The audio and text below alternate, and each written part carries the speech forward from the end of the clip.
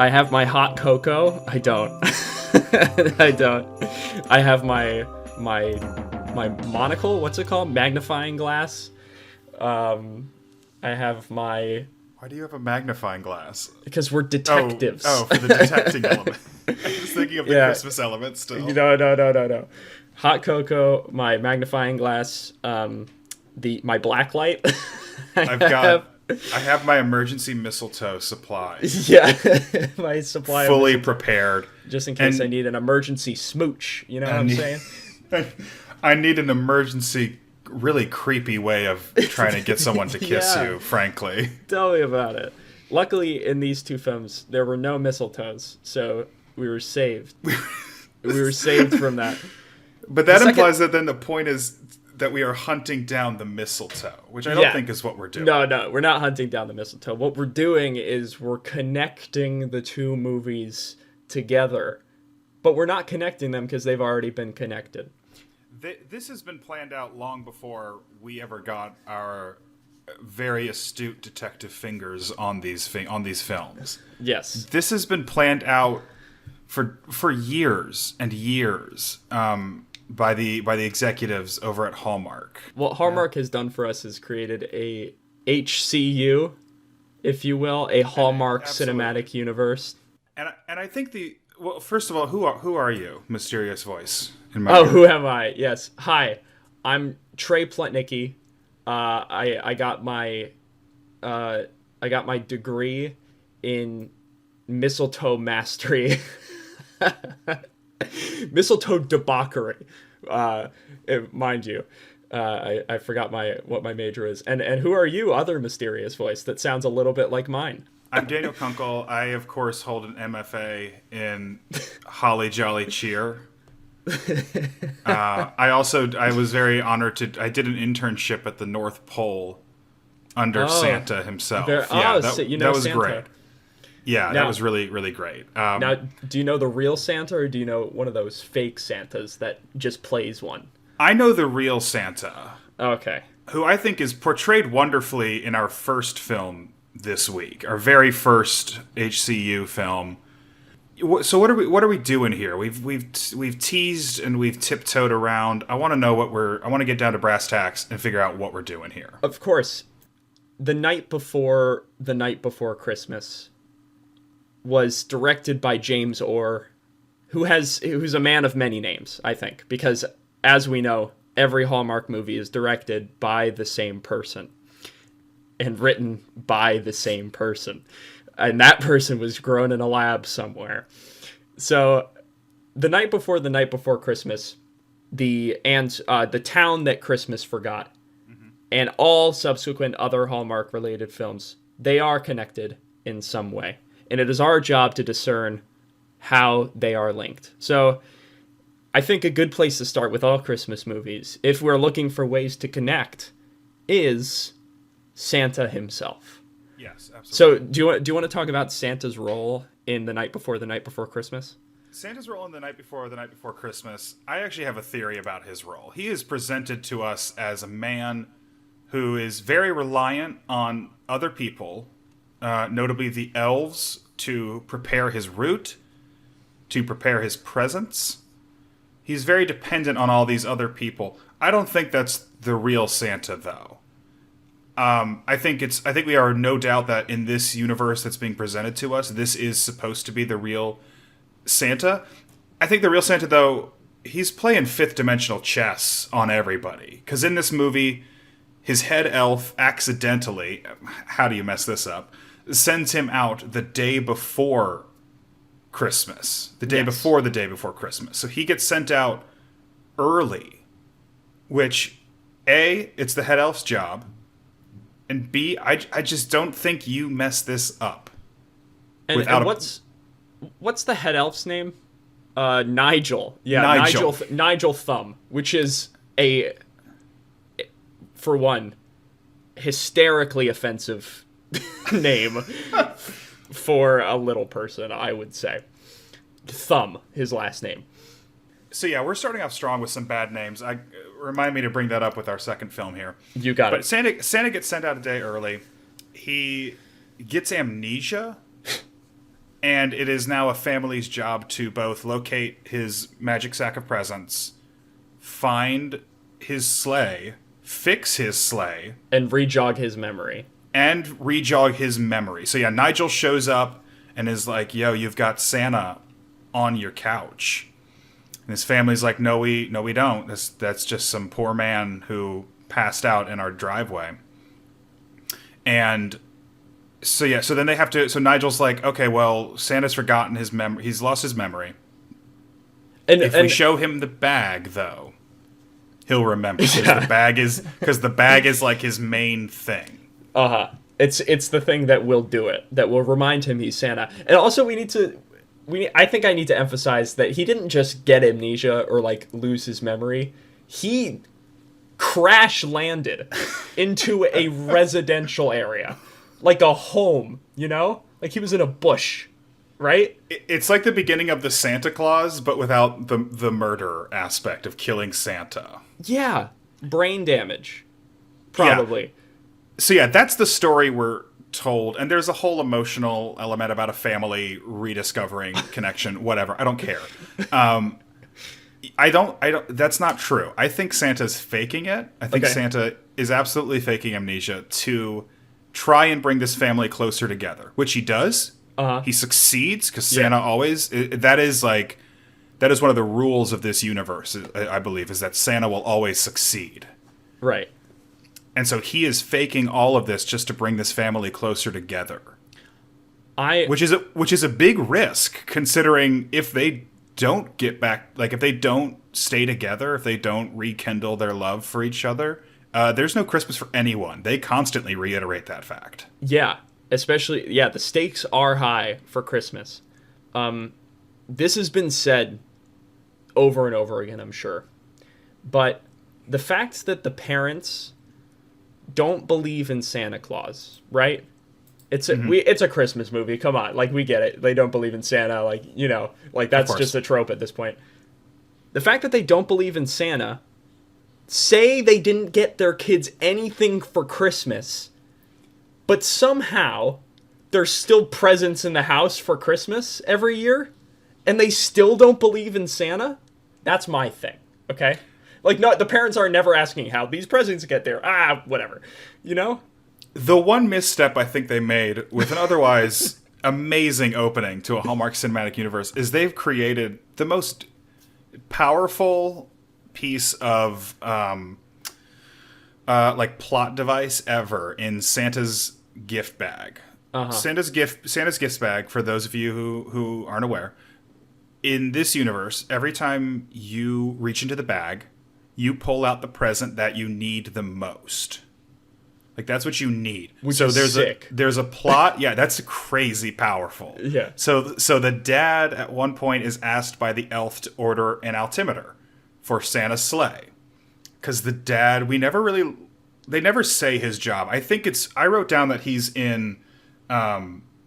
like in plane parts management, because he talks about needing to get like a fuel line to this airport somewhere. So he's like a salesman. They never get specific. I think the best we could say is he's in business, okay? He's a businessman in business doing numbers and crunching those taxes. So the mom is a photographer. We do know this. Yes, yeah. She's a photographer in 2010 who has her own dark room in her home, apparently. That's wild. Which very much confuses me. Crazy. Because I didn't catch it. I had to like go back and double check. But she comes out and she's like, "Oh, I smell like the dark room." I'm like, what? In your home? Are you developing film in your home in 2010? Yeah, people go places for that. You don't need one in your house. You don't need one in your house anyway. Yeah. That was crazy. So the dad is supposed to order this, and then at one point, I think at this point they've accepted that he's really Santa Claus. The elf is like, Nigel is like, have you got the altimeter, right? Like, can you call and see where it is? And the dad's like, I didn't order that. I thought you two were crazy people. Yeah. And Nigel's like, oh my God, what are we gonna, hold on. I've got the magic sack that solves all problems. And he like puts it on the table. Very matter-of-factly, I think it's a really fun moment for him. Very matter-of-factly puts it on the table, is like, reach in.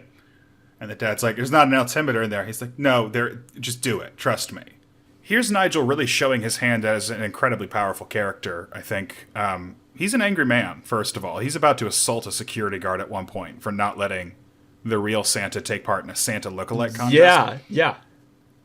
He's an angry, angry man, and he really shows his power, and he's not afraid to show his power, which I'm excited to see where that character goes in future films. Yes, absolutely, and they will bring him back. I think when we go into the second film, I talk more about how the connective tissue in the HCU works. But I think two things about the magic sack, and two things regarding the magic sack, which I will keep calling it the magic sack. Please do. First, the odometer. Altimeter. The altimeter. So, God, and I got my degree. Which when we see him plugged in the altimeter, first of all, magic sleigh shouldn't need an altimeter. Yeah, right. That's a weird bit of like faux realism we're going for here. But the altimeter, when he plugs it in, it glows with like fairy dust. Like it glows. And he's using like a Phillips head and like really. Yeah. I'm sorry. Please continue. Screws over there. Anyway, so he gets the altimeter out of the magic sack, but he doesn't. The dad doesn't believe in any of this. So what his heart truly wants, I don't think, is the altimeter, because he would have ordered it if he wanted the altimeter. You know, like if his heart wanted it. What do you think he would have pulled out if this was real? I don't know, like a TurboTax Gold subscription, a brand new leather briefcase, not an altimeter. He's business. Anyway, part two about the magic sack, which I think is going to be very important. Yes. We find out that there's a daughter in all this, by the way. Toby's sister, who I don't know her name. But I know Toby's name. Toby is the son. Yeah, Toby's the son. Toby's sister. They say Toby half a dozen times. Yeah. Toby's said all the time. He runs off. He runs amok. Oh my gosh. Toby's sister said she wanted a little brother for Christmas, which leads me to believe that Toby is Jesus Christ himself. Oh my God. And he came out of Santa's sack. Because her heart wanted that when she was 7 years old. And I think Toby came out of that sack. So, oh my God. So you're saying Toby is Christ reborn? Yes. That's where Jesus Christ came from, right? Santa's child? No, it's God's child. It's God's child. Right, okay. So, wait. It'll be interesting to see if they bring in any of the divine. I've read all the Hallmark comics, so it'll be interesting to see if they bring in the divine elements of the comics into the films. Gotcha. Right. Because if they do, I think that theory's got a lot of legs right there. Yeah, absolutely. I can't believe I just said that the son of Santa is Jesus Christ. And I was really confused where you were going. But I think it holds water. I'll write it down. How about that? The last, I think we can move on to our second one and get some connections going here. Of course. My first note I wrote down, but also my last point. There is a quote in this movie that I hate, but I also love, and I will get a tattoo of it. Okay. Santa, who we know to be the real Santa, goes. And they have to track down this Toys for Tots van in the movie. They find this guy who's helpful, who works at like a donation center, who drives them to the mall where the Toys for Tots van went. And they're all getting out, and they run into the parents, and Toby's like, "We made a new friend," and this guy is very nice to them. This dude looks Santa Claus dead in the eyes. And says, quote, Santa's like, "Thank you very much." This guy's response is, quote, "Yuletide brother number one." Yuletide brother number one. That's fantastic. And then he holds a fist up to Santa. Santa looks confused. the guy bumps his own fist, and Santa fist bumps him, and he walks away. I hate this moment. I think this moment will haunt my dreams. Yeah. And that's all I have to say about the night before the night before Christmas. But I would recommend this movie thoroughly. Okay. I enjoyed this movie very much. Yeah. I think this is a wonderful start to the Hallmark Cinematic Universe. It's so much. It is fun. I'll give it that. It's fun, and it opens the can of worms. And similar to Iron Man, I feel like they didn't know what they started, which is why when Nowhere comes up, things go amok. Yeah, the infamous town of Nowhere, Yeah. which I like. I like how instantly we're getting out of the city. Yeah, we're out of We're getting out of these crowded, populous areas. We're showing more of the world right off the bat. Now, I would like to ask you a question, Daniel, and I would like to Please. give your honest opinion. Yes. Is Nowhere the North Pole? No. Okay. Nowhere. The town of Nowhere Yes. is a dream.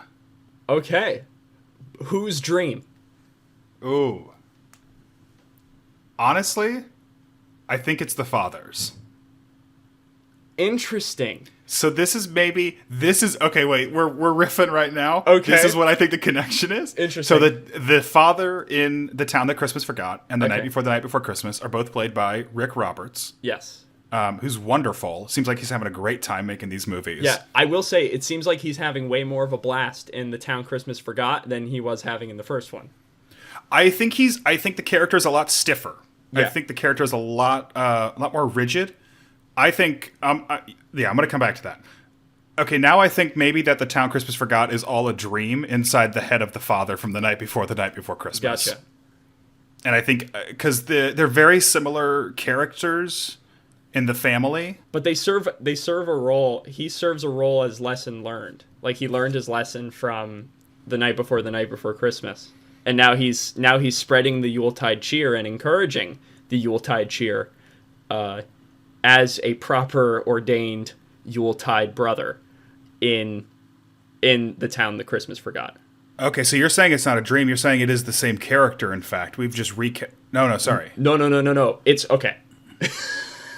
Lay it on me. It's the same. Okay, so the dad from The Night Before Christmas Rick Roberts is the dad in the Town Christmas Forgot. also played by Rick Roberts. In his dream. And his dream is him is like a lucid dream of him learning the lesson that he learned in The Night Before Christmas. So canonically then, where does this take place? The Town Christmas Forgot. This takes place. Let me think. Is this a reaffirmation of the lesson, or is this maybe a precognition of the lesson? Does he ever nap in the movie? Do we see him sleep? In The Town Christmas Forgot? Yes. No. In the other one. The Night Before that. Yeah. We know for a fact a night passes in The Night Before Christmas. So is The Town Christmas Forgot maybe a premonition? I think it's of the lesson he will learn. I think it takes place in the middle. Because why else would it be the night before Christmas? Yeah, why give us that gap? And you're telling me that his daughter's weak ass argument to make him believe in Christmas was what got him to where he needed to be to save Christmas? You're telling me that? So, okay. I'm saying he had to have like a Scrooge dream sequence in order to get to where he got at the end of that movie. Okay, so this does play into what I think is actually intended to be symbology, but I think you've now given it a much more interesting amount of symbology. Naturally. In the town Christmas Forgot, this family is driving to a lovely resort in Montana or Colorado. I can't remember. I can't remember either. They're driving to a lovely resort. They get stuck in the snow. They get rescued by a wonderful, very nice man who I truly love as a character. He seems like a great guy. Yeah. Named Coleman. So for keeping track of bad names, we've got Thumb, And now we have a man living in a former coal town named Coleman. So we're 2 for 2, Hallmark. Yeah, that's I really need some good. more clever naming conventions here. They get rescued by this man, brought to the town of Nowhere. And in this town, each family member goes on to learn a lesson of some kind, or have a realization of some kind. It is a lot more of a personal journey than the night before Christmas. Santa's nowhere to be found, which is why I feel like it had to occur in a dream of someone who doesn't believe in Santa. We've got an impersonator, and that impersonator very much denies his desire to be Santa. Yeah. Now the Which, reason why reason why I asked if it's the North Pole is if that man who works at that toy shop is actually a defunct Santa Claus. But defunct? I'm gonna go with I'm gonna defer to the theory that we have going. I just wanted to present that question to see if you had any corroborating evidence, because I know your MFA is higher stakes than my simple BS that I have. I think we'll definitely get to the movie that'll give us our first real view of the North Pole. As someone who's been to the North Pole, this is pretty close. It does feel like a former mining town, very down on its luck, but so it's similar. But I don't know if we're quite there yet. Mm-hmm. But let's go over the plot more. Yeah. So they get taken to this town of Nowhere, very down on its luck town, has literally one restaurant. Everything is closed. And a diner, no less. Ugh. And it's a diner owned by the mayor and the mayor's wife. Yeah. And let me tell you, there's some bad stuff in this town. Everyone is sad. The wife of the mayor, who it seems like she's running the diner. Let's be real here. She wants to throw the Christmas pageant. What was the name? Pageant. Wait, hold on. It's the Christmas Eve. It's not pageant. Is it pageant? I've got the hard copy of the screenplay right here. Do you actually pull it up? No. I was going to look up the movie. Send that to me. I want to see. If anyone has the hard copies of these scripts, please, for the love of God, send it to me. All right, you keep talking. I'm going to find out what this is called. Yeah, absolutely. So she wants to do the town talent show pageant thing on Christmas Eve. But, the mayor is like, no, we're not going to have any sort of Christmas things going on. And apparently the town used to be this hustling, bustling, conglomeration of happiness and Christmas cheer until, aptly, the coal factories decided to reign over the town. Aptly, I say, because coal is a metaphor in Christmas cheer. I don't think I need to explain that to you, but I needed to explain that to myself. I definitely caught that metaphor. Yeah, okay, great. Anyway, so the mayor went all in on coal, when he should have gone all in on happiness. It's a Christmas pageant. I looked it up. Oh, Christmas pageant. It's really a pageant? Yeah. That's so creepy. She says, you all should come to the Christmas pageant. Okay. So the mayor keeps striking it down, and the mayor has this weird, sexist energy to him, where he's like... I literally wrote down big sexist energy, and I hate him. He goes, get ready to make me dinner, toots. He doesn't say that, but he basically says that. No, he does at one point say that all of the women who are preparing this dance for the pageant need to go home and do their wifely duties or something. That's really bad, really bad. It's really, really bad. Yeah, something like you need to go back home to where you deserve to be. Yeah, to do your women thing. It's awful. It was really bad. But he's the villain. He is the bad guy. He literally says he literally uses the term menfolk at one point, which is not good. Do you know when he uses use that in a sentence, please? Country of origin. Oh God, he's What does he He's say? like, oh no, he's like, you can't have the pageant because we don't want. He's like, us men folk got better stuff to do than worry about this. Good God.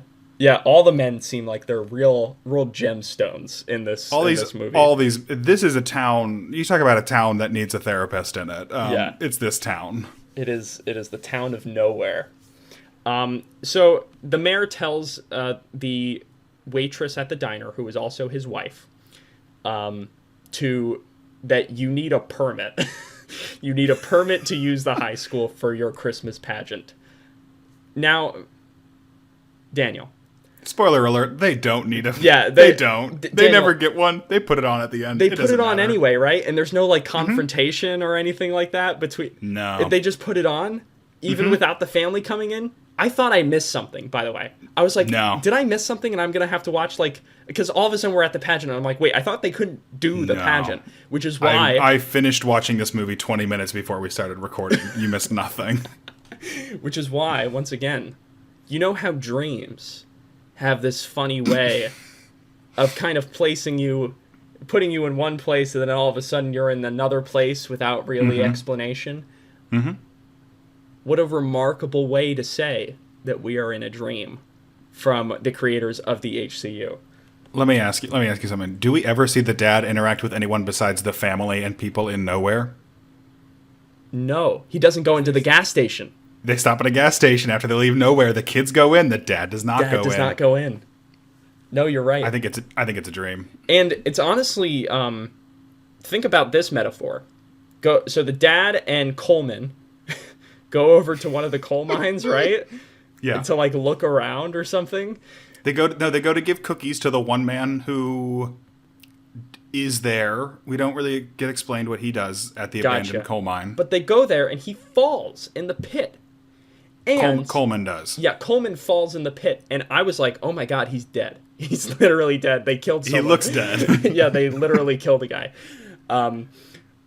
And he pulls him up with rope, like out of this hole, like the dad does. And what a remarkable metaphor for what he needs to do in the first movie. He's in a hole. He's in a Christmasless, joyless hole, and he needs to pull himself out of it. And what better place to do that than at a coal mine? He's in a hole at a coal mine. Coal, the worst thing you can get for Christmas. And he yoinks himself out of that hole to save Christmas. Not only for the town in his dream, but also for the world in real life. That is a beautiful metaphor that they absolutely intended. Because I think and to add another layer to that, while he's like lifting himself out to lift Coleman out, Coleman's like, "You should sing." And Tad's like, "Nah, I don't sing," of course, because he's a middle class dad in a Hallmark movie, of course. And then when he lifts Coleman out, men don't sing. We know this. When he's lifting Coleman out, he does start to sing. Yeah. Which also, crap, he doesn't sing. He sings earlier in the movie when they're preparing soup for the soup kitchen. True. Crap on that. True. That's a lie. Also, what was I going to say? Oh, sidebar. Not related to connecting them. When Coleman says, "I need you to sing, it'll make the pain be less painful," or something like that, and then the dad starts singing, I 100% would be like, "Okay, please stop right now." Like, because he's like, "Jingle bells, jingle bells." He's lifting a, 200, 190 pound man. Oh, it's got to be more than 200. Who is not who to is discredit dead. Coleman. No, not to shame Coleman at all. More than 200, probably. He's probably 6'1" or something. Yeah. He's lifting a man who is almost literally dead weight. This man has broken his legs. Like he is limp as all out, and he's lifting him like 20 feet out of a mine shaft. Yeah, that's tough, and it's hard to sing. I mean, think about his diaphragm. He has no support. Yeah, no support whatsoever. Exactly. Yeah. So let me then ask you, why then do we have these tangential stories of the mother who was on Broadway and is now in sales, teaching the women how to dance, and then we have the daughter, and actually what I found to be a strangely progressive depiction of a young teenage girl in a movie, of her stepping in to become this music producer for this terrible high school band. It's a very strange scene. Yeah, it moved it so doesn't fast. It moved it doesn't feel so quite fast. right. And then we also have the son in a very dark subplot trying to convince a clearly depressed man to open up his toy shop again, and then also to be Santa again. So do you think those are all elements of the dad's psyche, each wrestling with a different kind of problem that he's having? I think so, and I think they represent some sort of psychological stages of some emotion that I'm not qualified to to comment on. I feel like you are qualified to comment on that. What stage of what emotion do each of the people represent? Oh, I don't think I don't think it's a stage of acceptance or anything. There's no grief. He's not grieving. No, anything. he's not grieving. I can. Are they stages of Christmas cheer? I think they are stages of Christmas cheer. I think it's a much more. I think the dad story that you have clearly laid out how that is clearly about him getting out of the Christmas rut he's in. I think the other elements are just the tangential elements of his life. So I think with the daughter storyline, we see him kind of reclaiming his autonomy, because we see at the beginning of the night before Christmas, he's very reliant on his boss. He's very beholden to his boss. He's like always at his boss's beck and call. Uh-huh. That is very much the problem of the night before Christmas, is that the parents are always away. And I think with the daughter storyline, seeing her kind of taking charge of this boy band and helping them get better with their music, we see him also reclaiming that passion for work, but also that element of being your own boss. You know, he's passionate about his work. He does love being a plain parts manager / salesman / general businessman. And when you say he loves it. He can't get enough of selling those plain parts to Boeing or to American Airlines. It's what he loves most in the world, and he's lost that. Yeah. He's definitely lost that. So the daughter is him regaining that. I think the mother's storyline, the mother helps the dancers, the other women in town, become better dancers, because she was a dancer once on Broadway. Yes. I think that's very clearly him just regaining kind of the joys of his youth and remembering all the reasons that he's done things in his life. I think that's an element of also accepting that having kids changes your life. Yeah. Because the mom was on Broadway, and then the daughter says, until she had me and then my brother. Which she didn't. Rick Roberts in his own head said that to himself. Yes. I think that's him saying, yes, you had, maybe he wanted to fly planes before selling the plane parts. Wow. And then he discovered his love of business. And it wasn't that having kids meant he couldn't fly planes anymore. It was that, no, I found a new love in business. A new love that's stable. That's stable, and that's good for me and good for others around me. And that's really, really, really good. Dare I say grounded. And then the son storyline, the son is trickier. I wonder, do you have any thoughts on the son? The son trying to pull an old man that no longer recognizes himself out of a rut. Does that sound familiar? Mm-hmm. Does that sound like a little special Toby, Maybe that the son is his manifestation of Toby. Maybe the old man is maybe a version of him he fears to become. Yes. It's his father. It's his father who hid away from the world. Amazing. After Brilliant. his business went down. I think in ways that Star Wars, how The Force Awakens echoes A New Hope in Star Wars, how Episode 4 and Episode 7 kind of mirror and echo each other. I think Hallmark wanted to open their cinematic universe with something safe, a story that we knew. And the first two movies, I do feel like, have that sort of Scrooge element, that Christmas Carol element.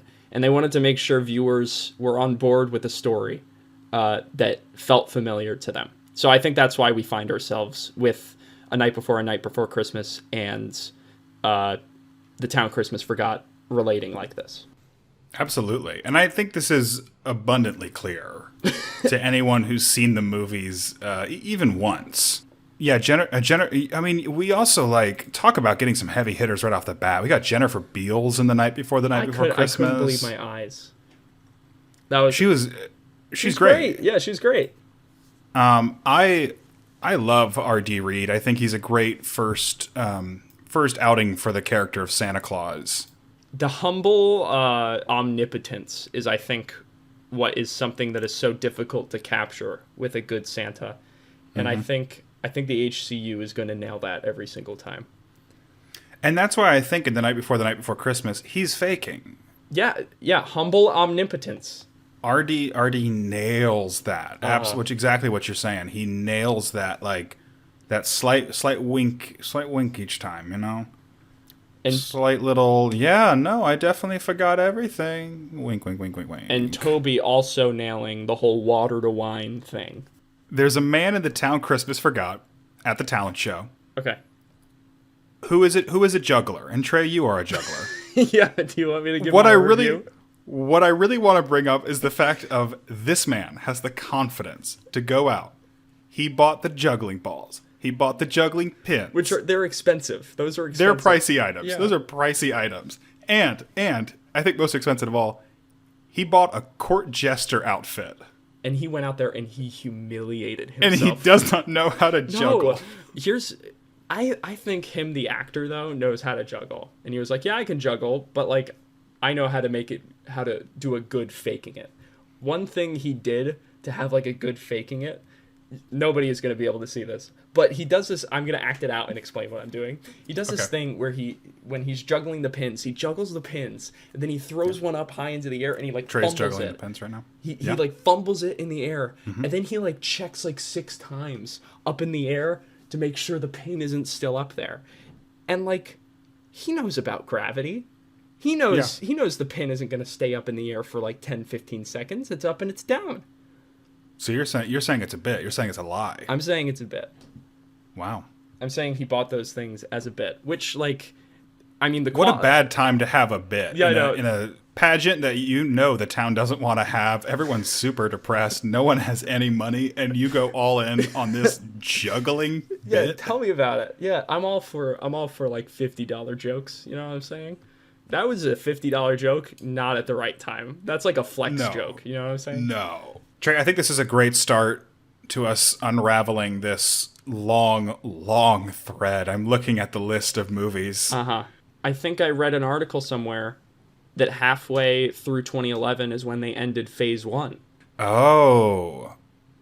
I mean, I'm looking at these title. Annie Claus is coming to town, so we're gonna get the spawn of Santa in addition to Toby. Yeah, and we'll get Toby's sister in there. I think Phase 1 ends around there, so I think after that, kind of new storylines are going to be popping up that kind of vaguely connect back to Phase 1, but it'll all come back together towards the end of Phase 2. It'll all come back together till Phase 2. I remember when everyone was so excited that like Endgame was coming out. They were like, "Oh my god, it's so exciting!" Like culmination of, all these years of drama, whatever. I'm looking at the amount of movies Hallmark has put out. Go to sleep, Marvel. You got nothing. We've got 21 movies in 2 years. Yeah. We have nearly 30 films in 3 years. It's brilliant.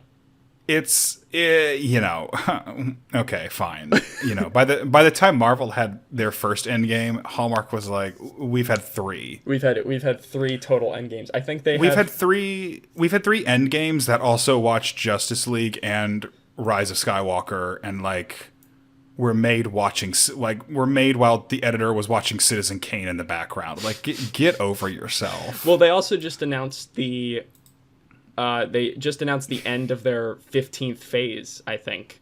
So, like, they're killing it. I'm, like, trying not to read a lot of stuff. It's hard because Twitter is, like, flooded with information about this stuff. All right, so what are we watching next week? Next week... So if people want to watch it and know what we're talking about. Next week is Call Me Mrs. Miracle, which, I'll tell you what, I'm worried about. Why are you worried about, Trey? That sounds like... That bad sounds movie? like, well, no, it doesn't sound like a bad movie because how could it be? It sounds like we're gonna get another Mr. Mayor coming at me with some finger guns saying, "How you doing, toots? You gonna make me a sandwich soon?" Like that sort of thing. Let's read the description of it real quick. I think we should tell what we're watching and then watch the read the description of it really quickly. Let me go to IMDb. No one celebrates the holidays like Emily Merkel, or Mrs. Miracle as she is known by some, who is back to ensure that this Christmas is the most magical and meaningful of all. When Mrs. Miracle appears as a seasonal employee in the toy department at the financially troubled Finley's department store, this is the longest sentence ever. Neither the store's owners nor the customers have any idea of the events that are about to unfold.